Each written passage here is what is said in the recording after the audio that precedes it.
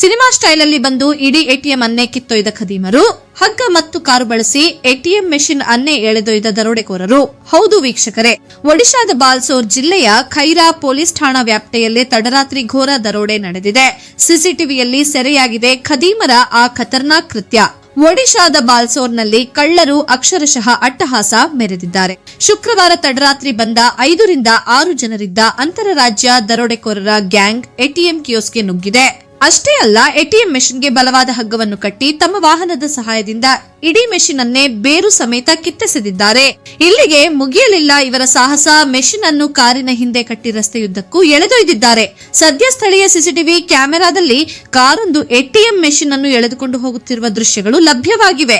ವಿಷಯ ತಿಳಿಯುತ್ತಿದ್ದಂತೆ ಖೈರಾ ಪೊಲೀಸರು ಸ್ಥಳಕ್ಕೆ ಧಾವಿಸಿದ್ದು ರಸ್ತೆ ಬದಿಯಲ್ಲಿ ಬಿದ್ದಿದ್ದ ಧ್ವಂಸಗೊಂಡ ಎಟಿಎಂ ಮೆಷಿನ್ ಅನ್ನು ವಶಪಡಿಸಿಕೊಂಡಿದ್ದಾರೆ.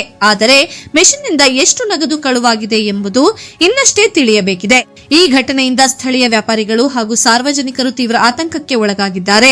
ಪೊಲೀಸರು ಈಗಾಗಲೇ ತನಿಖೆಯನ್ನು ಚುರುಕುಗೊಳಿಸಿದ್ದು ಸಿಸಿಟಿವಿ ಸುಳಿವುಗಳ ಆಧಾರದ ಮೇಲೆ ಕಳ್ಳರಿಗಾಗಿ ಜಾಲ ಬೀಸಿದ್ದಾರೆ.